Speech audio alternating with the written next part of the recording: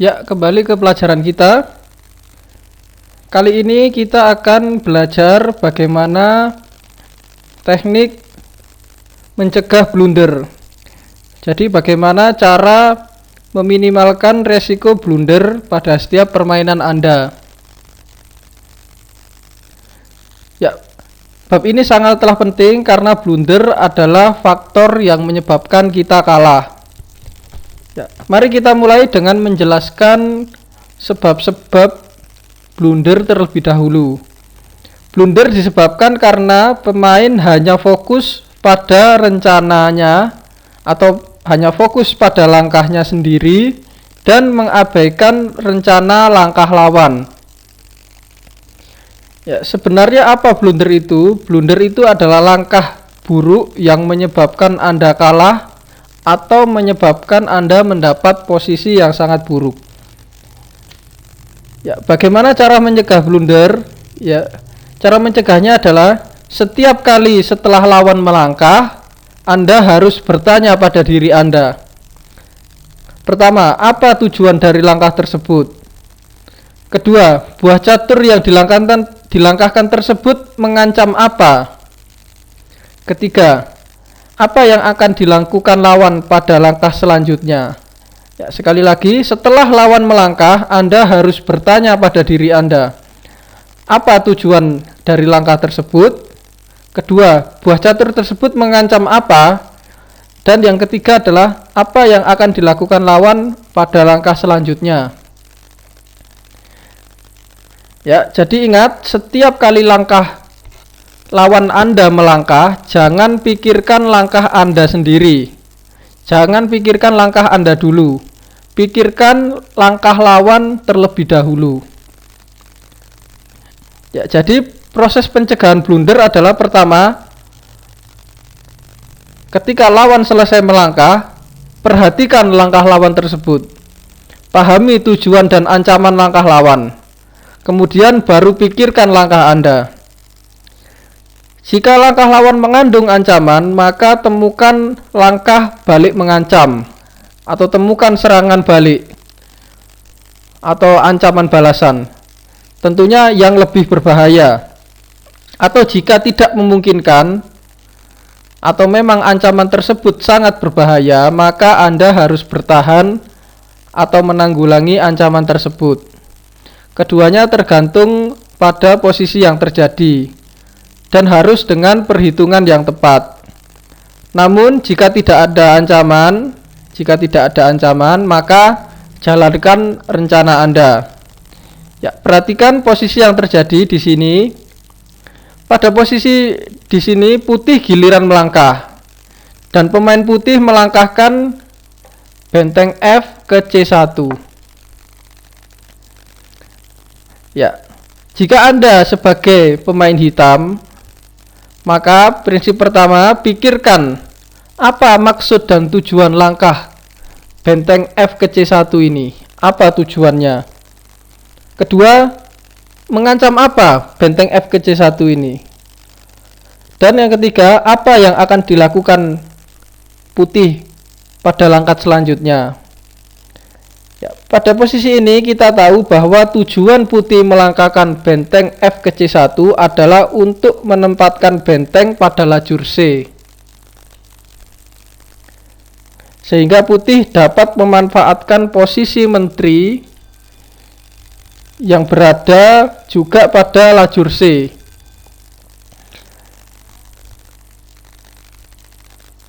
Ya, putih memiliki ancaman dengan melangkahkan kuda ke D5 atau memakan di B5.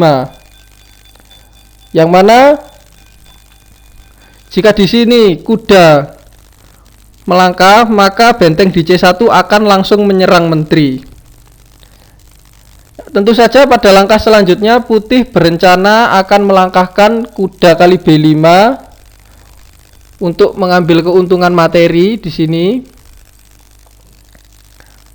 Atau kuda D5 di sini untuk mengancam menteri dan juga kuda di F6.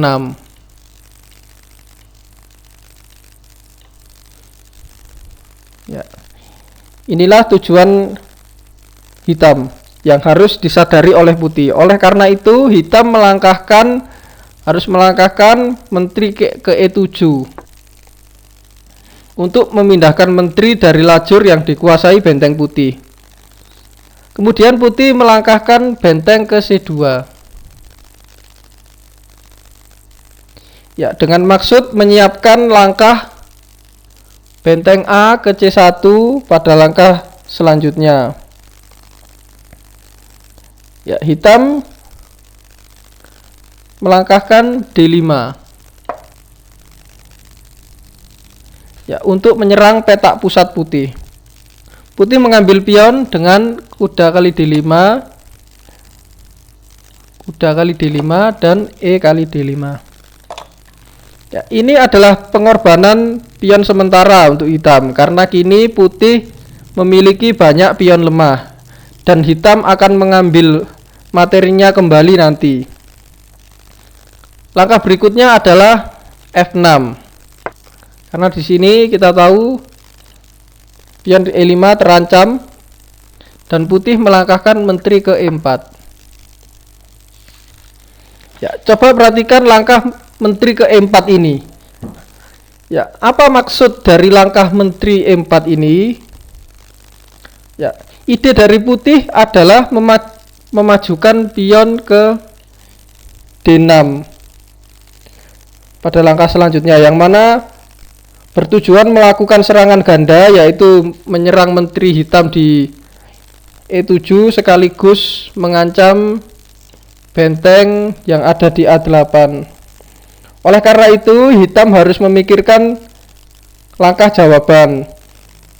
Ya, sepertinya langkah gajah B7 ya, dengan tujuan mengembangkan gajah dan mengontrol diagonal A8 dan hingga H1 bisa menyelesaikan masalah. Tapi ingat, lakukan hal ini pada setiap langkah. Para Grandmaster selalu melakukan hal ini langkah demi langkah untuk menghindari blunder. Tidak butuh waktu yang lama untuk menyadari ancaman lawan. Mungkin agak sedikit lama jika Anda kurang terbiasa dan kurang latihan. Ya, prinsip kedua adalah sebelum Anda menjalankan langkah yang telah Anda pikirkan, di sini jika Anda ingin melangkahkan gajah ke B7, Anda terlebih dahulu harus memikirkan kemungkinan jawaban lawan terhadap langkah Anda. Ya, jadi pikirkan langkah jawaban lawan terhadap langkah Anda. Langkah jawaban lawan yang harus Anda pikirkan adalah langkah paksaan. Ya, langkah apa itu langkah paksaan? Yang dimaksud langkah paksaan seperti Anda yang sudah ketahui, yaitu pertama ada langkah skat, yang kedua adalah langkah makan, dan yang ketiga adalah langkah menyerang atau langkah mengancam. Ya. Kita lihat posisi di sini. Anda sebagai hitam berencana untuk melangkahkan gajah ke B7. Tapi sebelum Anda melangkahkan gajah ke B7, pikirkan dahulu apa jawaban lawan terhadap langkah Anda. Ya, pertama langkah skat. Ya, misal Anda ingin melangkahkan langkah ke B7. Anda harus memikirkan terlebih dahulu apa jawaban lawan terhadap langkah Anda. Yang pertama langkah skat. Adakah langkah skat dalam posisi ini? Jawabannya adalah tidak ada. Kedua, langkah makan. Adakah langkah makan pada posisi ini? Ada. Yang pertama yaitu langkah menteri E5. Di sini tidak mungkin karena hanya memberikan menteri secara cuma-cuma. Yang kedua adalah langkah kuda ke E5. Di sini juga tidak mungkin karena hitam dapat memakannya dengan F kali E5 dan unggul 1 perwira. Yang ketiga adalah langkah mengancam. Adakah langkah mengancam dalam posisi ini? Jawabannya adalah ada. Pertama, langkah gajah ke maksud saya benteng ke C7 adalah tidak mungkin karena hitam akan memakan benteng secara cuma-cuma dengan menteri kali C7. Yang kedua, langkah mengancam adalah langkah ke D6, yaitu bertujuan untuk mengancam menteri di sini.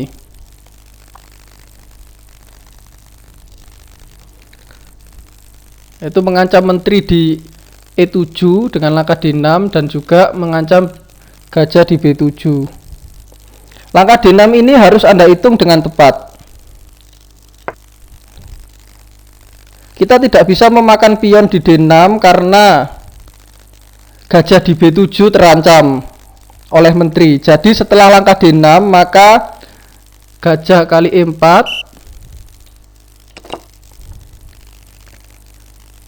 dan setelah D kali E7 maka gajah kali F3 dengan skak. Maka di sini hitam unggul 1 perwira.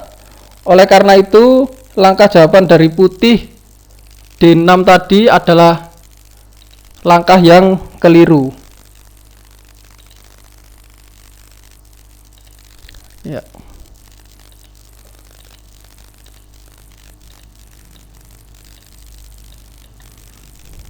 Ya, bagaimana dengan langkah ke kuda ke D4 di sini? Ya. Di sini menggunakan ikatan menteri dengan maksud melangkahkan kuda ke C6. Di sini dengan tujuan melangkahkan kuda ke C6 dan juga atau kuda ke E6 untuk menguasai wilayah hitam, untuk memasuki wilayah hitam. Dengan langkah kuda D4 ini maka putih akan mendapatkan posisi yang lebih baik. Jadi langkah gajah B7 di sini adalah langkah yang kurang baik karena terdapat langkah jawaban kuda D4 oleh putih.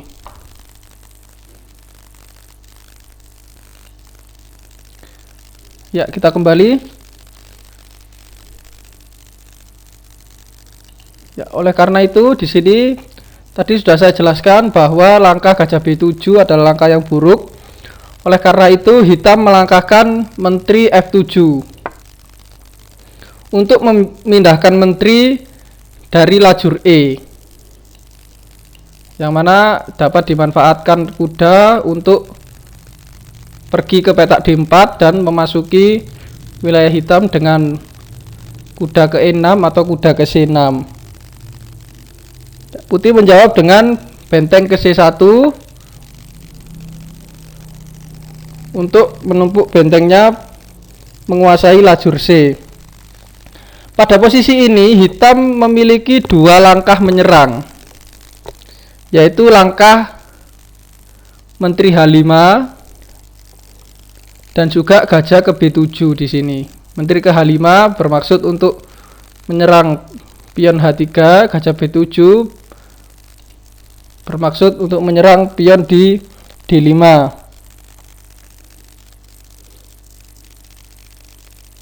Dan juga menteri H5 juga menyerang pion di petak F5 juga. Ya, tetapi kita harus memperhitungkannya terlebih dahulu.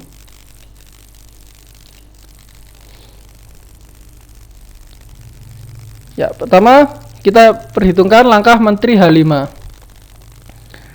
yang bertujuan untuk menyerang pion H3 dan pion di F5.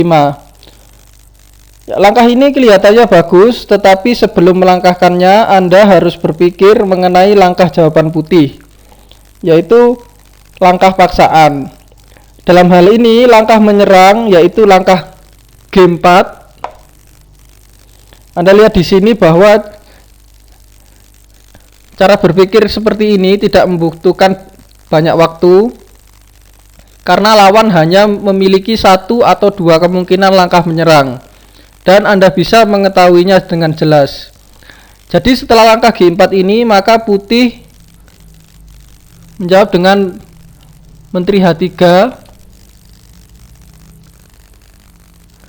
dan putih dapat melangkahkan benteng ke H2.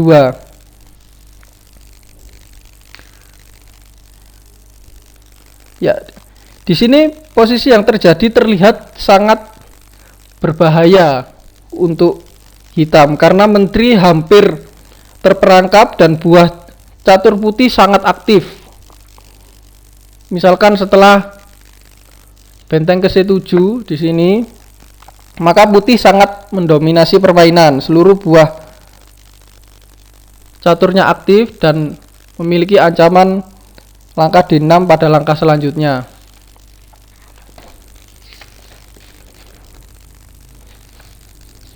Ya, jadi dapat kita simpulkan bahwa langkah menteri H5 tadi adalah langkah yang buruk. Ya, sekali lagi ingat, langkah ancaman apa yang bisa dibuat lawan terhadap Anda, itu harus Anda pikirkan. Contohnya yaitu tadi setelah langkah G4, ini adalah langkah ancaman yang kuat sebagai jawaban putih atas langkah menteri H6. Kini kita hitung kemungkinan langkah yang lain, yaitu di sini gajah ke B7.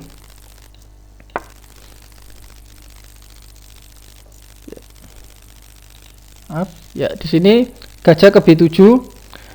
Terhadap langkah gajah ke B7 ini kita harus memikirkan jawaban langkah dari putih. Putih memiliki langkah jawaban yang bersifat menyerang, yaitu di sini putih dapat melangkahkan benteng ke C7. Hal yang penting ingin saya katakan bahwa kita harus selalu melihat langkah serangan lawan. Bukan berarti kita harus bertahan secara terus-menerus. Anda harus melakukan serangan balik atau counter attack. Temukan langkah balik mengancam. Jika ancaman lawan sangat berbahaya dan memang tidak bisa diabaikan, maka Anda harus bertahan. Contoh di sini, jika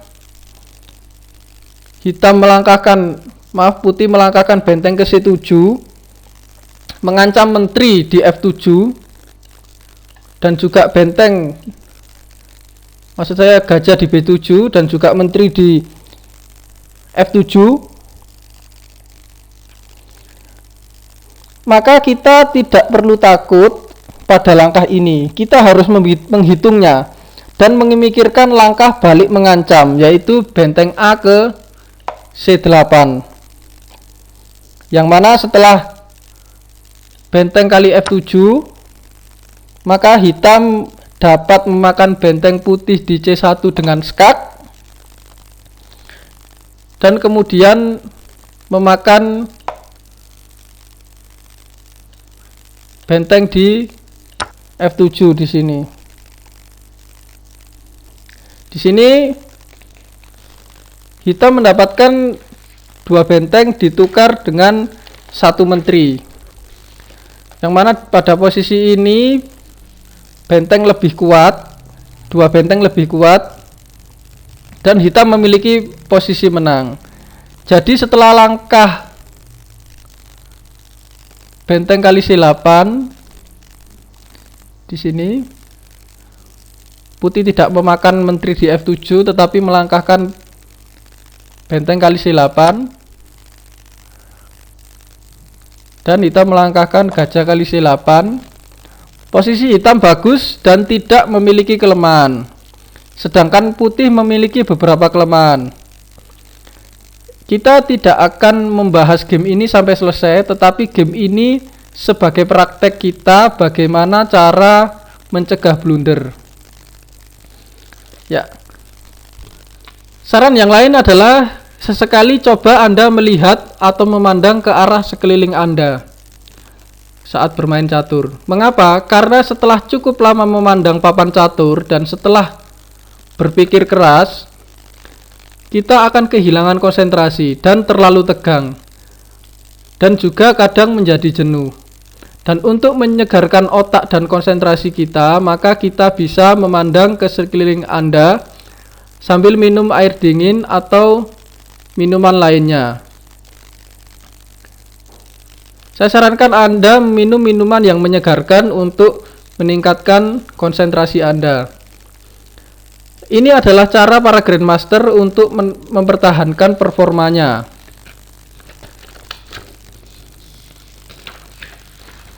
Ya, jadi ada 3 hal penting yang harus Anda perhatikan untuk mencegah blunder, yaitu yang pertama, setiap kali lawan selesai melangkah, maka perhatikan terlebih dahulu maksud dan tujuannya. Apa ancamannya dan apa yang hendak dilakukannya pada langkah selanjutnya. Yang kedua, sebelum Anda menjalankan langkah Anda, maka pikirkan langkah balasan dari lawan. Langkah balasan tersebut utamanya adalah langkah paksaan, yaitu langkah skat, langkah makan, dan langkah mengancam atau menyerang. Sesekali pandanglah ke sekeliling Anda dan minum minuman yang menyegarkan untuk menyegarkan konsentrasi Anda. Jika Anda telah tahu cara mencegah blunder, maka jangan hanya tahu saja, praktekkan dalam permainan Anda. Anda harus melatihnya dengan tujuan agar Anda terbiasa dengan cara tersebut dan dapat dengan cepat mendeteksi maksud dan tujuan langkah lawan dan dapat dengan cepat menemukan langkah yang terbaik. Ya, bagaimana cara melatihnya? Yang pertama adalah berlatihlah dengan komputer. Ya, komputer adalah pemain catur bertipe menyerang terbaik di dunia. Siapapun tidak akan menang. Komputer dapat menemukan seluruh kemungkinan langkah menyerang. Dan jika Anda melakukan blunder, maka otomatis akan muncul sebuah dialog pesan atau informasi jika Anda telah melakukan blunder. Ya. Jadi di sini ketika Anda berlatih dengan komputer, Anda tidak perlu fokus pada hasil pertandingannya. Anda tidak harus fokus pada hasilnya karena sudah pasti Anda akan kalah dengan komputer. Tetapi tugas Anda adalah bermain sebaik-baiknya dan berusaha untuk tidak melakukan langkah blunder. Yang kedua adalah carilah teka-teki catur atau bangunan kombinasi yang sederhana.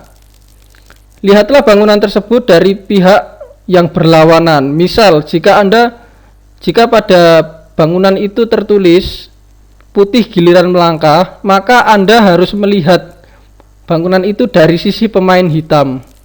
Mengapa demikian? Karena ketika Anda menjadi pemain hitam, maka Anda akan berlatih untuk mencari dan mendeteksi langkah ancaman dari putih. Dan Anda akan mencari bagaimana cara mengatasi langkah ancaman tersebut. Ya, jadi latihlah terus sistem berpikir Anda. Kemajuan pesat ada di tangan Anda. Berlatihlah dengan keras, semangat pantang mundur, dan jadilah seorang Grandmaster.